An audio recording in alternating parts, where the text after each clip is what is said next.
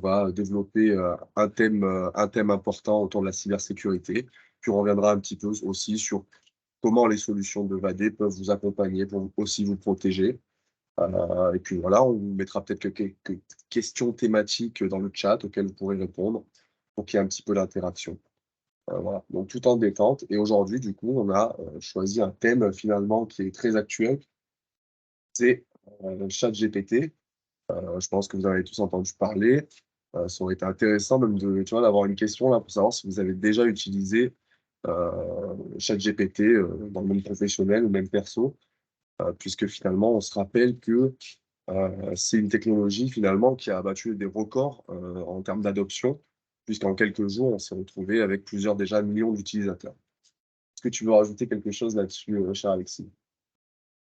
Bah, c'est plutôt clair. Du coup, l'idée ici, alors c'est d'utiliser aussi ChatGPT un petit peu comme un prétexte, on va dire, pour vous parler, de l'IA et surtout des attaques, en fait, qu'on va pouvoir faire au travers de l'IA, donc notamment, via l'exemple de ChatGPT et puis, on verra aussi comment est-ce qu'on répond, du coup, à cette problématique, derrière. Effectivement, alors on va rappeler rapidement ce que c'est ChatGPT, pour si jamais on connaît pas encore. Donc ChatGPT, c'est un modèle de langage naturel créé par OpenAI. Alors je crois que ça a été fondé, il y a très longtemps par un certain Elon. Et donc c'est conçu pour comprendre et produire du langage naturel de manière fluide. Ça signifie concrètement que vous allez pouvoir converser, comme si vous discutiez avec un ami finalement, et à travers un large spectre de questions. Donc vous pouvez lui poser finalement toutes les questions qui peuvent vous traverser l'esprit. Et le modèle est entraîné avec un énorme ensemble de données, ce qui lui permet de comprendre la plupart des domaines et des connaissances et de s'adapter à différents styles de langage aussi. Et ce qui est incroyable finalement avec ChatGPT, c'est qu'il va continuer aussi à apprendre de vos interactions et il va s'améliorer continuellement. Donc en fin de compte, ChatGPT, c'est une technologie qui a révolutionné en quelques semaines la façon dont on communique avec les ordinateurs. Ça vient un petit peu talonner même parfois les moteurs de recherche traditionnels. Donc voilà, c'est un outil qui a pris une grande part dans les sujets, et qui a priori ne fera que grossir puisqu'on a déjà vu en quelques mois une évolution exponentielle des capacités de l'outil. Voilà, à côté de ça, et après je laisserai la parole à Alexis pour la démonstration. ChatGPT a suscité déjà plusieurs polémiques depuis son lancement, de plusieurs ordres. La première chose qu'on peut lui reprocher, c'est d'avoir des biais. En fonction des données, d'entraînement qu'il a reçues, bah, effectivement, il peut parfois, générer des résultats, qui vont être, discriminatoires ou offensants. Donc là-dessus, ils mettent en place pas mal de disclaimers maintenant. Quand vous vous connectez, il y a marqué: «Attention, l'outil peut faire des erreurs, l'outil peut finalement rendre des réponses, qu'on n'a pas validées ou avec lesquelles on n'est pas d'accord». Donc voilà, le cadre réglementaire, il reste encore assez flou. On voit aussi que ChatGPT peut être utilisé à des fins malveillantes, puisqu'on peut générer du code, on peut générer des idées aussi, pour amener à des actions malveillantes. On a eu aussi pas mal de gens qui ont exprimé des inquiétudes par rapport à la création de deepfakes, et avec lesquels on va pouvoir se servir des différents IA, qu'on a aujourd'hui. Il n'y a pas que ChatGPT qu'on pourrait citer, hein, mais voilà, l'agrégation de tous ces outils pourrait, aider à la création de deepfakes, très compliqués à détecter. Et enfin, la grosse critique, et particulièrement en France parce que c'est très français, c'est, autour de la collecte des données, la protection de la vie privée. Donc on a déjà différentes procédures qui ont été lancées. Par exemple, vous avez le député, Renaissance de Côte d'Armor, Éric Botrel, qui a d'ores et déjà déposé une plainte auprès de la CNIL pour violation du RGPD, puisque quand il a fait une requête sur l'outil pour demander qui était Éric Botrel, l'outil lui a répondu tout et n'importe quoi. Il était élu dans une autre région que la sienne, il était né à telle date alors que c'était pas sa date. Et effectivement, bah, ça prouve que ce l'outil récupère des données et n'est pas forcément en capacité de les retranscrire et de donner une information, fiable et vérifiée, aux personnes. Donc voilà, il va y avoir quand même un petit peu de pataugeement au niveau réglementaire. Et donc tu as voulu faire un petit test là-dessus, cher Alexis. Tout à fait, ouais, effectivement, on dit souvent qu'une image, vaut 1000 mots, donc on a essayé justement de demander à ChatGPT, est-ce que le titre «Le bon, la brute et le truand», c'est un bon titre pour une présentation, sur la cybersécurité, sur l'IA et sur ChatGPT? Et la réponse, bah, vous la voyez ici à l'écran, en l'occurrence non. Bien que ce soit un titre qui est, accrocheur, ChatGPT nous dit qu'ici c'est pas suffisamment explicite Il va même nous suggérer du coup d'autres titres. Mais bon, a priori, si vous êtes connecté au webinaire, c'est que voilà, c'était quand même plus ou moins pertinent. Donc on va passer maintenant sur le vif du sujet et on va commencer par le truand, autrement dit les attaques qui peuvent être créées avec ChatGPT. Donc tout d'abord, on va parler du phishing. Donc le phishing, c'est un email malveillant qui va usurper une marque, une entreprise ou une institution et qui le plus souvent va inciter la victime à cliquer sur un lien qui est présent dans l'email. Donc, ce qu'on a fait, c'est qu'on a demandé à ChatGPT de nous créer un email en français qui se fait passer pour une agence gouvernementale et qui va prétendre ici l'octroi d'une aide pour faire des économies d'énergie. Et donc, en quelques secondes, ici, on a notre texte, on a notre email de phishing qui est très propre, donc qui se fait passer pour une agence gouvernementale et qui incite l'utilisateur à remplir un formulaire pour bénéficier justement d'une aide financière sur les économies d'énergie. Donc, ce qui est intéressant de noter ici dans le texte, ce que vous pouvez voir dans les rectangles qui ont été ajoutés, c'est qu'on retrouve en fait les codes, on va dire les marqueurs qu'on peut retrouver dans des vraies attaques de phishing. Par exemple, le caractère un petit peu exclusif et limité dans le temps de la proposition, de l'offre, ce qui va inciter la victime du coup à cliquer sur le lien du coup et à tomber dans le piège. Et pour rebondir un petit peu sur ce que disait Pascal tout à l'heure, ici on voit que le texte apparaît en orange avec un petit signal d'exclamation, puisqu'en fait ici c'est une demande qui n'est pas légitime, qu'on est en train de faire à ChatGPT, et donc parfois il peut lever des alertes comme ça en indiquant que voilà, c'est contraire finalement aux bonnes pratiques de faire ce genre d'action. Donc au-delà de l'email de phishing, parce que l'email c'est bien, mais pour que l'attaque elle soit concluante, il faut que derrière on puisse récupérer les identifiants de connexion et donc identifiant mot de passe de l'utilisateur. Donc pour ça, on a demandé à ChatGPT de nous générer le code d'une page HTML et PHP. Donc pour faire une page web qui va se faire passer ici pour le site des impôts et qui va inscrire les identifiants de l'utilisateur dans un fichier, puis ensuite le rediriger vers le site officiel des impôts.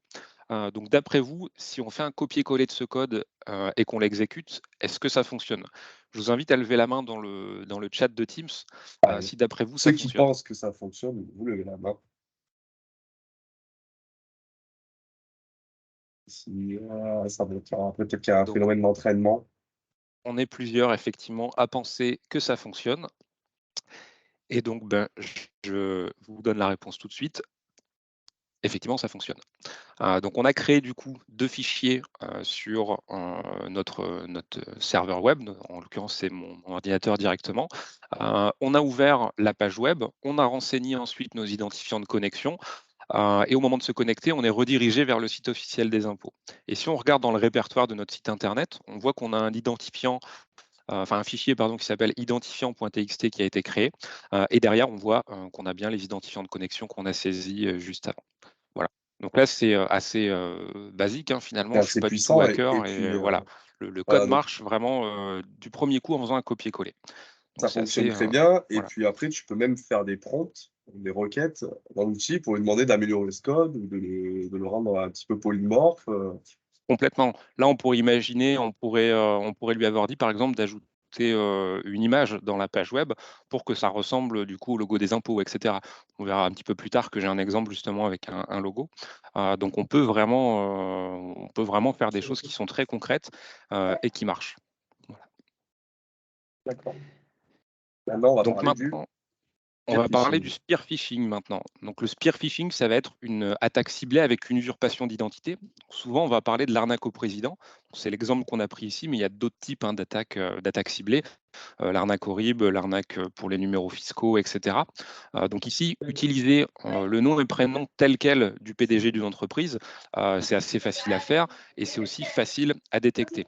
Donc ce qu'on a fait, c'est qu'on a demandé à ChatGPT de nous créer 10 combinaisons qui pourraient servir en fait de nom et prénom pour usurper donc le nom de Georges Lotigier, qui est donc le PDG de Vadé.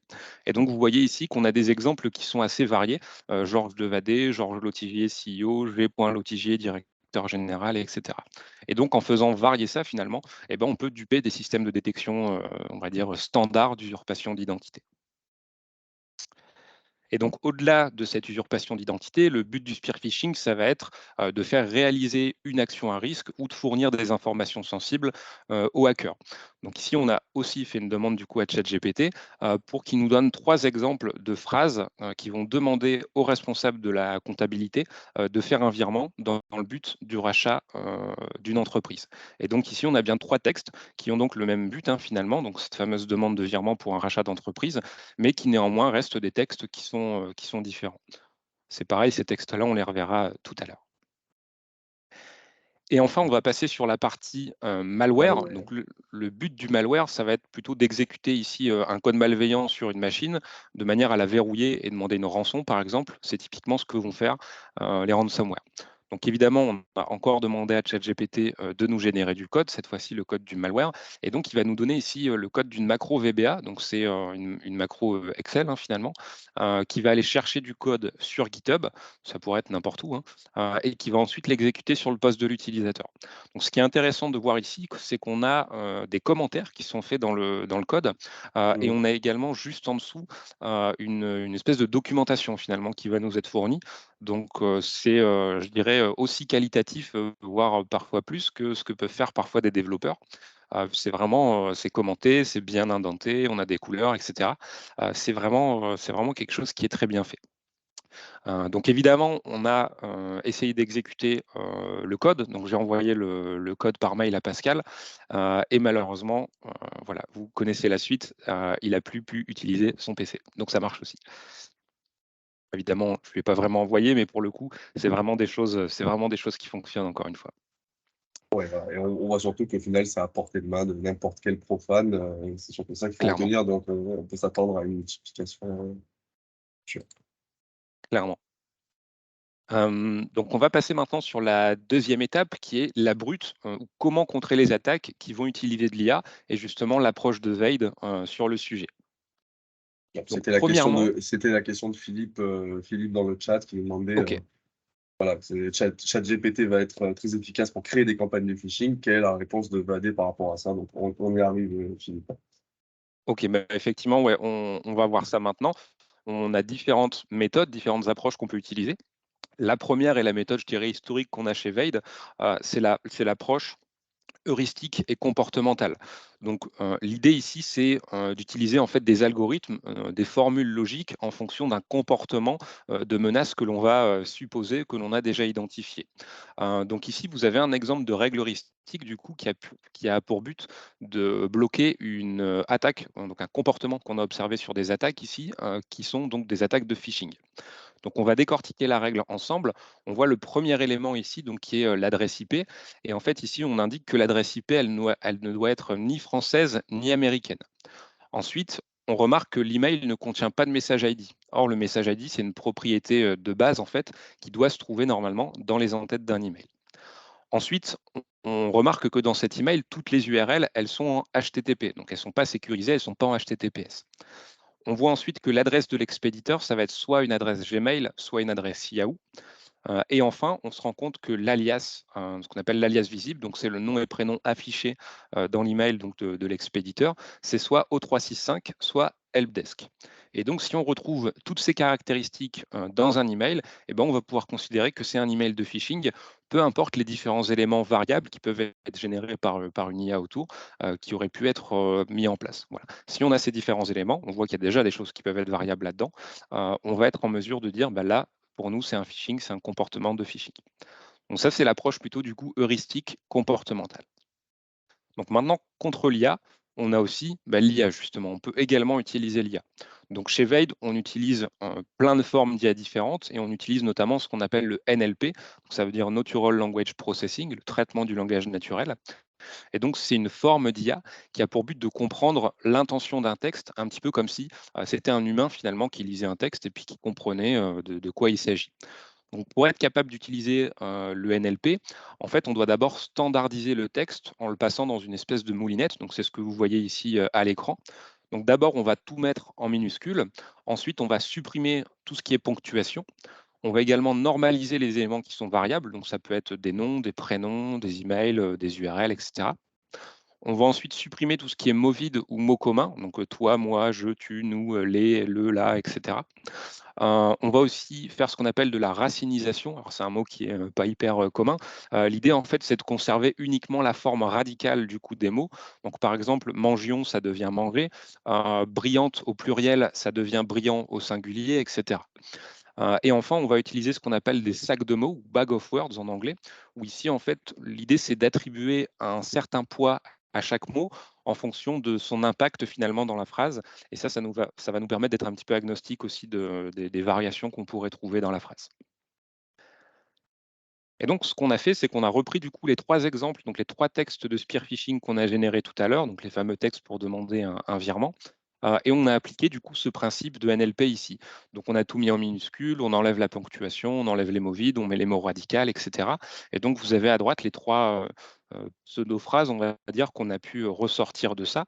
Et ce qu'on peut voir ici, ce qu'on peut affirmer, c'est qu'on retrouve en fait énormément d'éléments qui sont communs parmi ces trois textes. Et donc, le moteur de NLP, il peut déduire en fonction de ce qu'on lui a déjà appris que les trois textes qui sont ici, et ben en fait, ils ont les mêmes marqueurs qu'un texte de spear phishing et que le sens de la phrase, c'est une demande de virement pour la société XYZ et que ça doit rester confidentiel.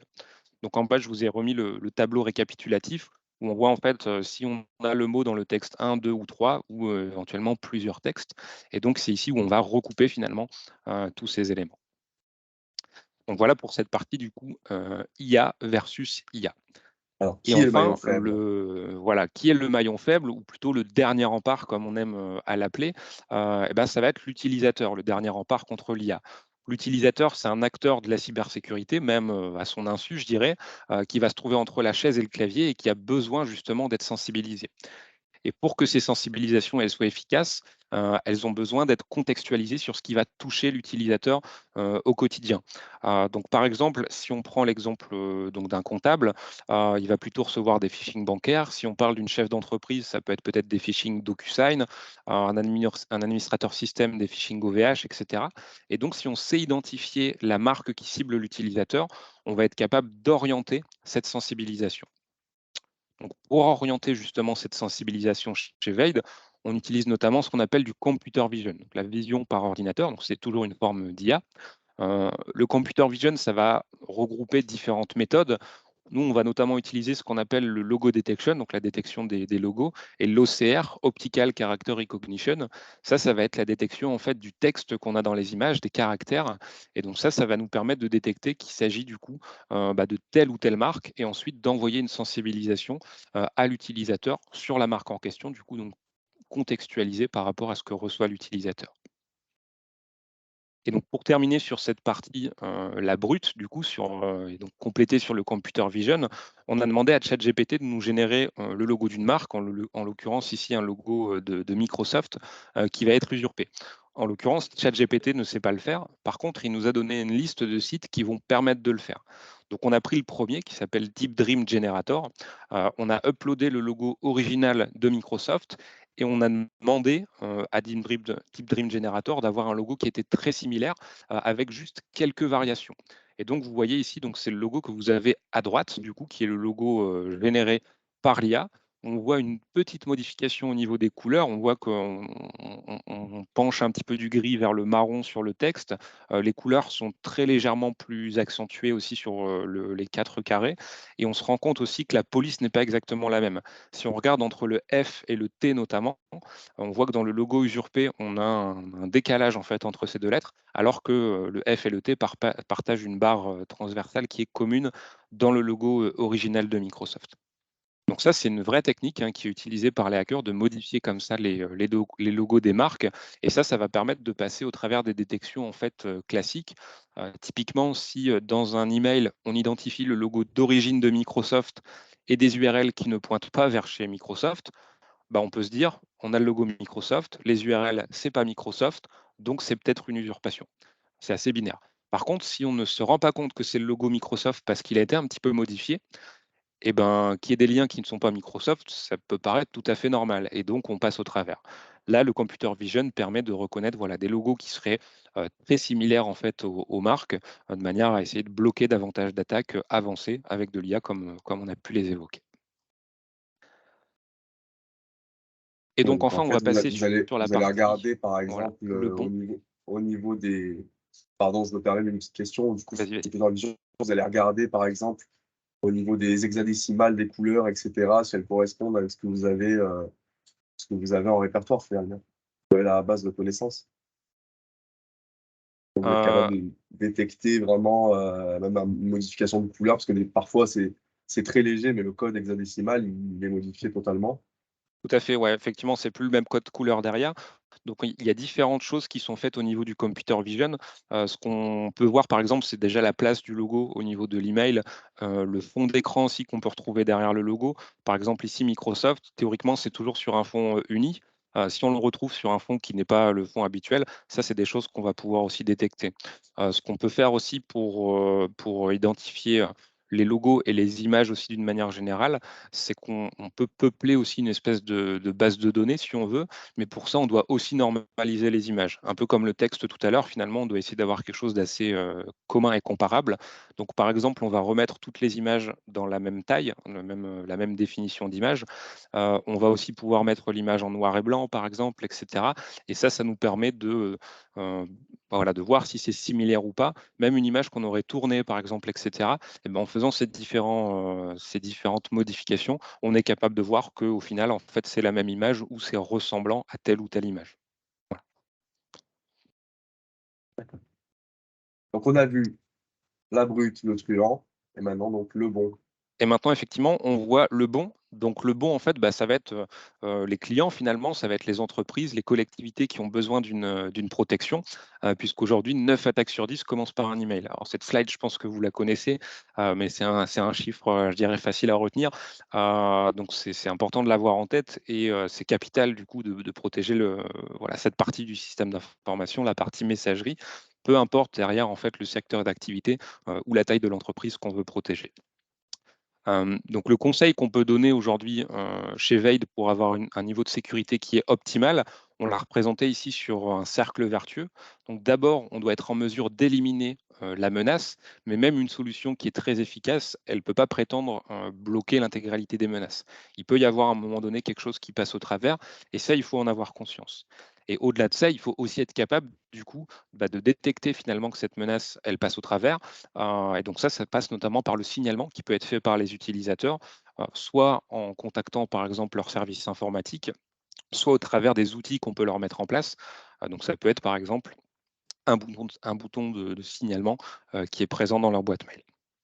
Une fois du coup que l'administrateur ou que vous, en tant que partenaire, vous avez été alerté, on doit être en mesure de répondre à cet incident, répondre à cette attaque. Et ça se fait au travers de la remédiation. Du coup, on va aller rechercher l'attaque après réception et éviter que finalement ça se propage. Et enfin, dernier point, donc dernier maillon qu'on a évoqué tout à l'heure, dernier rempart, ça va être l'utilisateur, puisque si l'attaque elle est passée parmi tous les systèmes qu'on avait pu mettre avant, qu'elle n'a pas été signalée et donc qu'elle n'a pas été remédiée, le dernier maillon, ça va être l'utilisateur qui, s'il est formé, a beaucoup plus de chances du coup de déceler l'attaque et faire en sorte que ça n'arrive pas. Donc bien sûr, pour ça, évidemment, il y a Veid qui peut vous aider.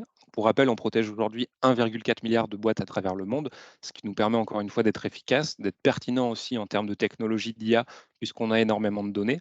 On protège tout type de messagerie, donc aussi bien du 365 que le reste. Donc voilà, si vous souhaitez davantage d'informations là-dessus ou si vous avez des questions, je vous invite à les poser dans le chat et puis on y répondra avec Pascal avec grand plaisir.